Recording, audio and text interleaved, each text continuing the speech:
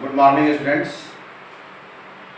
Today we are going to start natural phenomena, that is optics, in which we have to discuss reflection of light. जैसे इसके पहले हम लोग electric current पढ़ रहे थे, फिर मैग्नेट स्टार्ट किया गया था, लेकिन एज यू नो दैट आप लोगों का एग्ज़ाम दो टर्म में डिवाइड हो गया, फर्स्ट टर्म सेकेंड टर्म। तो फर्स्ट टर्म के सिलेबस में नेचुरल फिनोमेना ही है, कलरफुल वर्ड नेचुरल फिनोमेना। और हम लोग एक्चुअली जो पढ़े वो सेकेंड टर्म का था। तो फर्स्ट टर्म अब से स्टार्ट कीजिए आप लोग, और यहाँ से प्रिपरेशन भी करना है। तो फर्स्ट टर्म में नेचुरल फिनोमेना यानी first chapter which we have to discuss is reflection of light. So see let us start today reflection of light.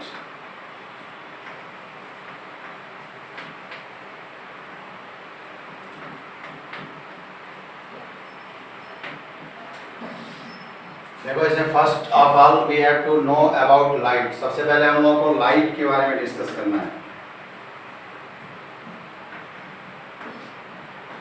You all are familiar with the term light. वो light को या तो wave के term में define करते हैं या energy के टर्म में डिफाइन किया जाता है, दोनों ही डेफिनेशंस करेक्ट हैं। अब लाइट को वेव के टर्म में, जैसा कि 9th में आप लोगों ने वेव पढ़ा होगा, there are two types of wave, mechanical wave and electromagnetic wave. Mechanical wave जिसमें साउंड वेव था, एक ऐसी वेव है जिसके प्रोपोगेशन के लिए मीडियम रिक्वायर्ड होता है। Electromagnetic wave is the wave which does not require any material medium for propagation. तो ये लाइट वही है, it is an electromagnetic wave. यह एक इलेक्ट्रोमैग्नेटिक वेव है। As you know, electromagnetic wave does not require any material medium for propagation. So how can you define light? It is an electromagnetic wave. अब इसका speed है, speed in free space. Free space means vacuum. इसका speed free space में होता है 3 × 10⁸ metre per second. से the speed of light in free space. जब medium change होता है तो स्पीड इसका चेंज हो जाता है। तो एक तरीका है डिफाइन करने का light. It is an electromagnetic wave which does not require any material medium for propagation. Its speed in free space is 3 × 10⁸ metre per second. देखो, एनर्जी के फॉर्म में भी हम इसको डिफाइन कर सकते हैं। Light is a form of energy which produces sensation of sight. Light energy का एक फॉर्म है जो सेंसेशन ऑफ साइट प्रोड्यूस करती है, मतलब इसके प्रेजेंस में हम ऑब्जेक्ट को देख पाते हैं। तो ऐसे डिफाइन करेंगे, light is a form of energy which produces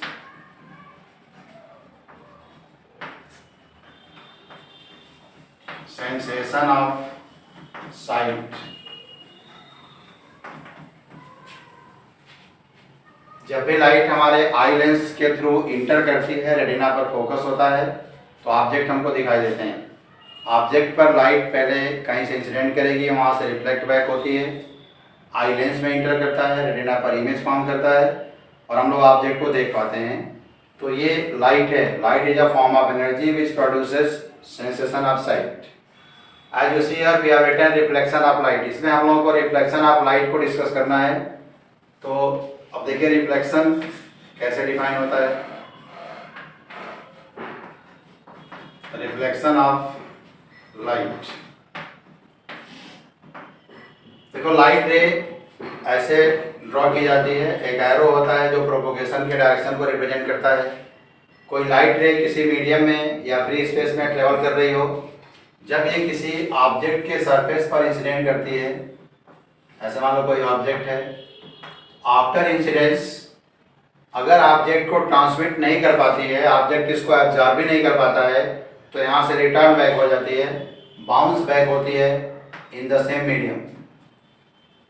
तो लाइट के 3 स्टेजेज हैं। किसी भी ऑब्जेक्ट के सरफेस पर अगर लाइट इंसिडेंट करेगी, either it transmits the surface, or it is absorbed by that object or it bounces back.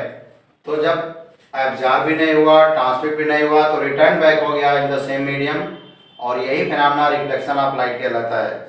So how can you define reflection of light? The phenomena of bouncing back of light in the same medium whenever after incidence on the surface of any object is called reflection of light. So reflection, it can be defined as the phenomenon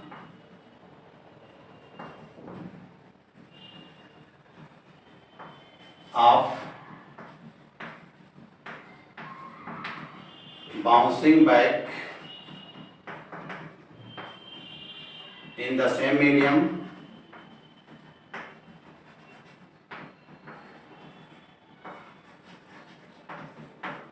after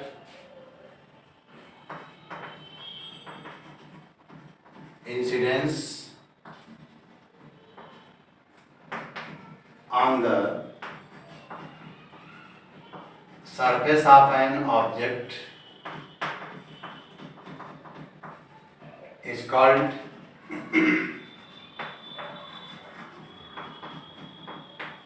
reflection of light. Definition clear हो गया सब लोगों को? The phenomena of bouncing back मतलब return back, bouncing back in the same medium, bouncing back of light in the same medium after incidence on the surface of an object is called reflection of light. The phenomena of bouncing back of light लिख लो, bouncing back of light in the same medium, ये कहलाता है reflection of light.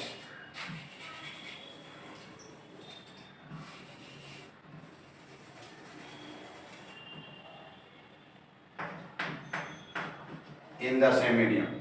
देखिए complete definition. The phenomena of bouncing back of light in the same medium after incidence on the surface of an object is called reflection of light. तो ये reflection of light, इससे related कुछ terms हम लोगों को समझने हैं. Some terms.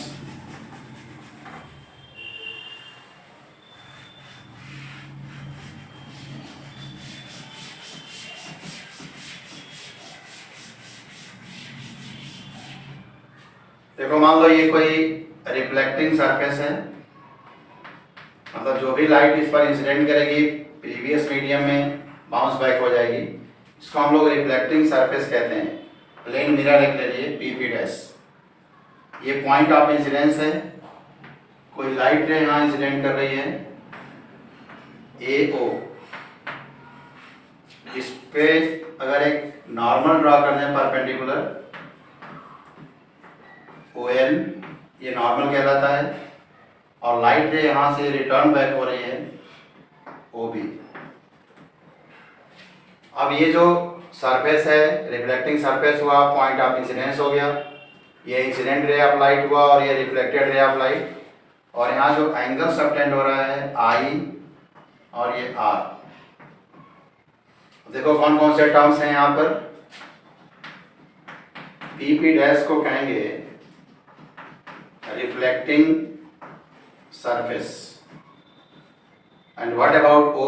This O is called point of incidence. AO, it is called incident ray of light.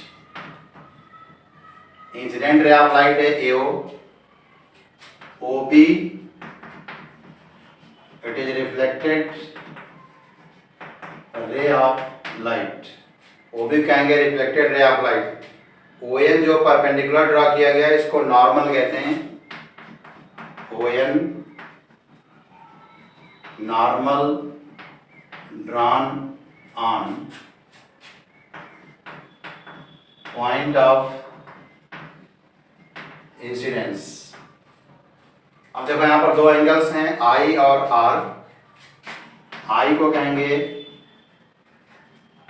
Angle of incidence,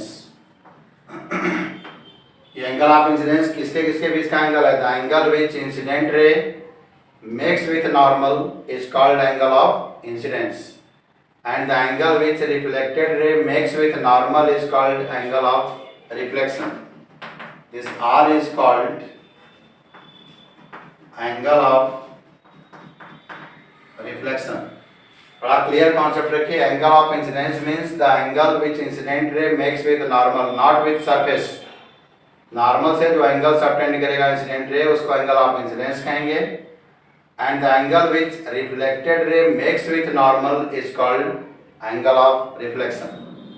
So these are the terms related to reflection: reflecting surface PP dash, O point of incidence, AO incident ray of light, OB reflected ray of light, ON normal drawn on point of incidence, I angle of incidence, R angle of reflection.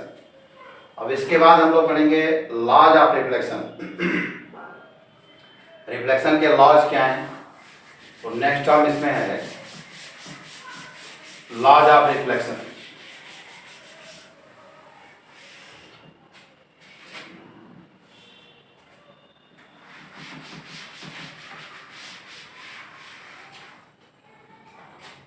So next term is laws of reflection. Two laws है reflection के। First है incident ray, reflected ray, incident ray, reflected ray and normal. ये normal कहाँ draw किया गया है? Drawn on point of incidence, all lie in the same plane.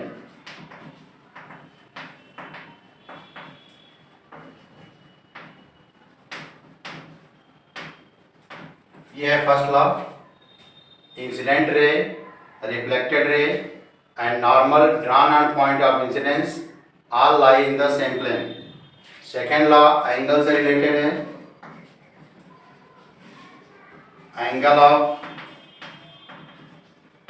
incidence is equal to the angle of reflection. Mathematically आप लिख सकते हो I equal to R. So this is second law of reflection, I equal to R. First law में incident ray, reflected ray, normal all lie in the same plane, and second law is angle of incidence is equal to angle of reflection, that is I equal to R. अब इस law को अगर use करें, जैसे question, common question ऐसे आता है कि मान लीजिए कोई रिफ्लेक्टिंग सरफेस है और इस पर कहा जाए कि normal ray of light incident कर रही है, then what will be angle of incidence? देखो नॉर्मल रे का मतलब परपेंडिकुलरली इस पर इंसिडेंट कर रही है। आप पॉइंट ऑफ इंसिडेंस पर अगर नॉर्मल ड्रॉ करेंगे तो इसके साथ ओवरलैप कर जाएगा, and you know angle of incidence means the angle which incident ray makes with normal. जब इसी पर कोइंसाइड करेगा नॉर्मल तो आई का वैल्यू क्या हो जाएगा? जीरो। अब अगर आई जीरो है तो लॉज ऑफ रिफ्लेक्शन के अकॉर्डिंग आर भी जीरो होगा। तो अगर कोई रे ऑफ लाइट किसी सरफेस पर नॉर्मली इंसिडेंट करती है तो आई और आर दोनों के वैल्यू जीरो होंगे, और जिस पाथ से रे ऑफ लाइट इंसिडेंट करती है उसी पाथ से रिफ्लेक्ट बैक हो जाएगी, इसी पाथ से रिटर्न भी हो जाएगी। पाथ में कोई चेंज नहीं होगा, रिटर्न बैक होगा। तो I R both equal to zero when any light ray incident normally to any reflecting surface. तो इस पर क्वेश्चन आते हैं, ये ध्यान में रखिए आप। इसके बाद एक और टर्म हम लोग डिस्कस कर रहे हैं, टाइप्स ऑफ रिफ्लेक्शन। रिफ्लेक्शन के कितने टाइप्स होते हैं, एक जनरल कॉन्सेप्ट केवल नॉलेज के लिए।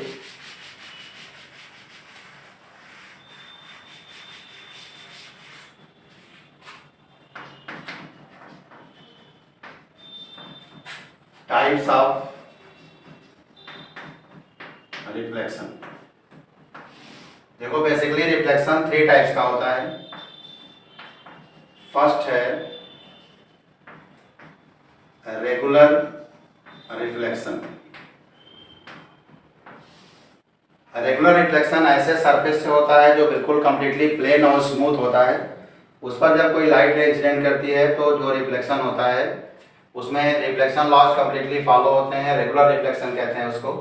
जैसे प्लेन मिरर पर कोई लाइट रे इंसिडेंट करे, देखिए इसमें होता क्या है, इंसिडेंट रे का अगर पैरेलल बीम ऑफ लाइट हो इस तरह का, ऐसे इंसिडेंट रे ऑफ लाइट एक पैरेलल बीम के फॉर्म में आ रही है, तो रिफ्लेक्टेड रे ऑफ लाइट भी एक पैरेलल बीम के फॉर्म में ही यहाँ से रिफ्लेक्ट होती है। इसको हम लोग कहते हैं रेगुलर रिफ्लेक्शन। अगर इंसिडेंट रेज पैरेलल हैं, एक दूसरे को कहीं इंटरसेक्ट नहीं कर रही हैं, तो रिफ्लेक्टेड रे ऑफ लाइट कहीं इंटरसेक्ट नहीं करेगी, ये रेगुलर रिफ्लेक्शन होगा, जिसके लिए सरफेस का प्लेन और स्मूथ होना मस्ट है। Second one diffused reflection. ये इन जनरल यही होता है हर जगह प्रैक्टिस में, क्योंकि जब भी किसी ऑब्जेक्ट का सरफेस रफ होगा, अनस्मूथ होगा, तो वहाँ पर अगर parallel beam of light incident करेगी तो reflected ray of light parallel beam के फॉर्म में नहीं होगी, बल्कि एक दूसरे को कहीं कहीं इंटरसेक्ट कर देगी, तो उसको हम लोग डिफ्यूज्ड रिफ्लेक्शन कहते हैं। देखो कुछ ये सिचुएशन आएगा इस तरह का, ये पैरेलल बीम है एक, जब यहाँ से ये लाइट रिफ्लेक्ट होती है ऐसे, तो कहीं कहीं दूसरे को इंटरसेक्ट कर लेती है, इसको हम लोग डिफ्यूज रिफ्लेक्शन कहते हैं। किसी ऑब्जेक्ट के विजन के लिए रिफ्लेक्शन ही रिस्पॉन्सिबल होता है। लाइट किसी ऑब्जेक्ट पर इंसिडेंट करती है, वहाँ से रिफ्लेक्ट होकर हमारे आई लेंस में इंटर करती है, तो वहाँ से रेटिना पर इमेज फॉर्म करता है, ऑब्जेक्ट को हम देख पाते हैं। उस रिफ्लेक्शन में अगर पूछा जाए कि विच रिफ्लेक्शन इज रिस्पॉन्सिबल, तो आप कहेंगे डिफ्यूज रिफ्लेक्शन। यही रिफ्लेक्शन रिस्पॉन्सिबल है ऑब्जेक्ट के विजन के लिए। और एक होता है third type, multiple reflection. Multiple reflection में एक से अधिक रिफ्लेक्टिंग सरफेस होते हैं।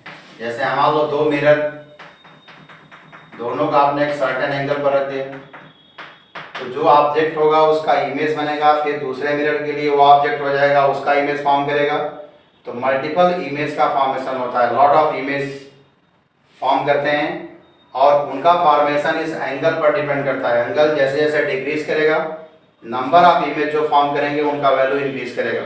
और जब ये दोनों एक दूसरे के पैरेलल हो जाते हैं और एंगल 0 हो जाता है, तो इनफाइनाइट इमेज का फॉर्मेशन होता है। Infinite images are form.